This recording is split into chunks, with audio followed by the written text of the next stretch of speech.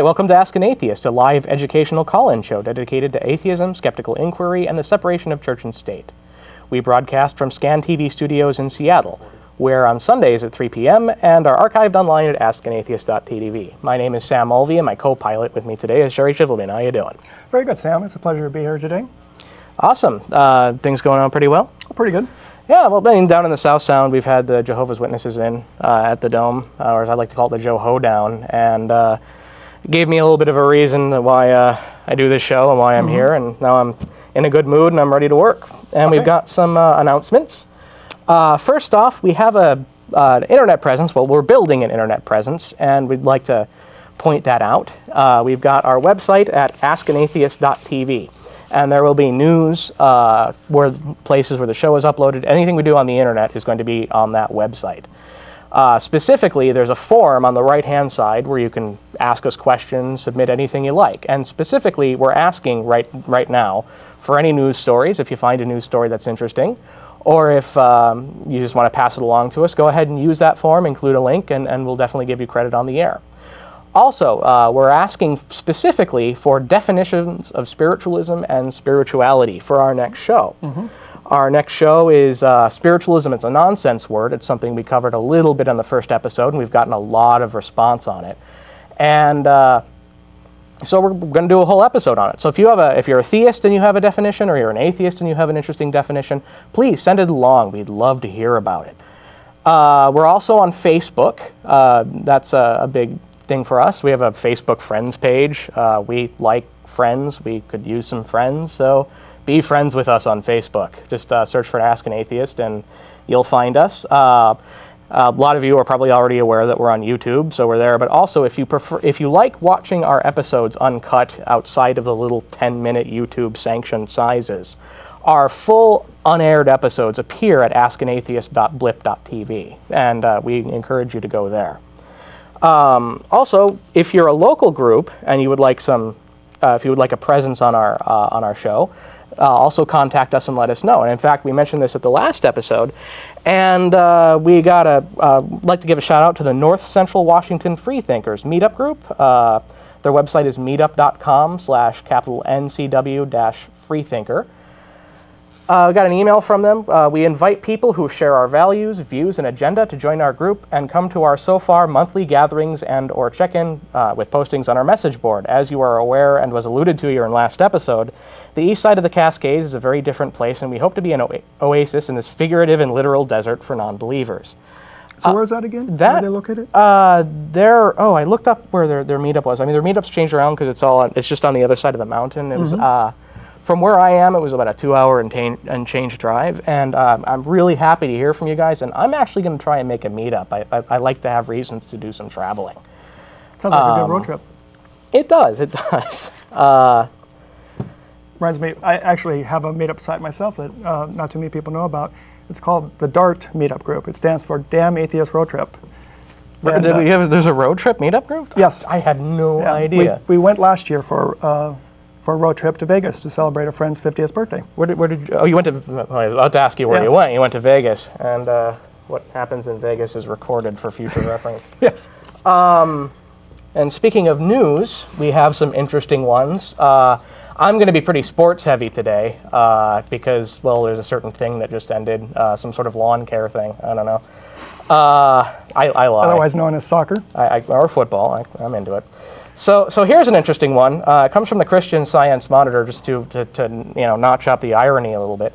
A Vuvuzela fatwa: the United Arab Emirates bans the loud plastic horns. The horns that have blared at the World Cup matches in South Africa make an unholy racket, according to the religious edict in the United Arab Emirates. A fatwa by the UAE's General Authority of Islamic Affairs and Endowments declares the now famous blast from the plastic vuvuzela is not permitted in the Gulf if it exceeds 100 decibels, the sound of a passing train. It says the typical vuvuzela blast is up to 127 decibels. I had no idea they were that loud. That's as loud as a 727 taken off, I believe. So a little plastic thingy, and it says 727. Yeah. Wow. You know, when I first tuned into one of the broadcasts, I heard this buzzing sound in the background, and I just thought it was something wrong with the TV broadcast. I didn't realize it was actually these horns going off continuously. if I can geek out a little, I thought it was a 60 hertz buzz, like maybe something was wrong with my equipment. And outside of that, I knew nothing about them or how loud they were. I mostly heard about them on iPhones. And I mean, okay, yeah, it's a fatwa, but I mean, it sounds no different than the kind of thing you would hear about, I don't know, car stereos or anything like that. Right. Now, you've got kind of a big deal yourself there, don't you? I mean, regarding this news item? Yeah. This one comes from the Friendly Atheist. I think some of you might know him. Hemant Mehta is the person who does the Friendly Atheist website. He's local, isn't he? No, actually, I think he's in Colorado Springs, okay. All right. if I recall correctly, which, of course, if you know anything about Colorado Springs. So anyway, we have this article. It's WorldNet. It's from the WorldNet. The title is WorldNet Daily Supports Atheist Billboard Vandalism. The North Carolina Secular Association put up a billboard along the Billy Graham Parkway recently, and it was vandalized within a week. The billboard actually says, "One Nation Indivisible." And someone has actually spray painted under that, "Under God." A little arrow and a... Yes. So the Institute for Creation Research had put out a message that essentially said that vandalism is wrong, but they can understand why someone would do it. While vandalism should not be condoned, these recent events shed light on what some Americans will do when they feel that their freedom of speech is threatened. And it goes on to say, now the WorldNet Daily isn't even trying to hide their joy about what happened. Here's what Chrissy Satterfield has to say in an article titled, My Kind of Vandals. Just when I start to believe there is no hope for our country, I get a little reminder from my God that all is not lost. It's nice to know that I'm not alone in my beliefs and that some people are still willing to stand on the right side of truth. Never would I encourage vandalism, but in this case, I think I'll let it slide. Atheists have been vandalizing my beliefs for years, so it's about time the shoe was on the other foot. This is 7 kinds of ridiculous. I'm not in favor of vandalism, but I like vandalism, so I'm glad that they did it. I mean, that's either it's a law for everybody or a law it's not. And one of the things that really gets me about this one is that a billboard is somehow curtailing somebody. Our expression of freedom of speech is somehow curtailing their freedom of speech. Our mere, a simple beacon of, indication beacon that we exist, which goes right into the TV show, is somehow curtailing their speech. And that's weird. I don't know. Well, in fact, she goes on to say, the best part of this whole situation, though, is that these secular billboards were part of a 4th of July project that placed similar ads in Greensboro, Raleigh, and a handful of other cities, and it totally backfired. They underestimated their demographic, and because the vandalism occurred days before the 4th, no one could service the billboards until after until after the holiday.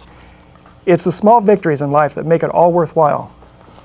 It's kind of takes your breath away when you hear that. A little bit. I mean, for some people, we've just come to expect that. I mean, there's a lot of negative things we can say, a lot of words that I really wouldn't say on TV. That just it just seems unfair. It's the thing. It's just like yesterday when we were talking about why we have a show. Just the fact that we're here, to them, is a problem. It curtails their rights and curtails their freedom of speech. We don't want you to not go to church. We don't want you to not be a religious. We don't want you to not go to temple. It's just we just want to let you guys know that we're here. You have another article? I did. Your story? Yeah, here we go. Like I said, pretty sports heavy today, and this one actually doesn't have anything to do with religion at all. What it does have to do is a little bit of superstition, and that is the German soccer fans or football fans want to grill the octopus that defeated or that predicted their defeat. And this is out of the Washington Post.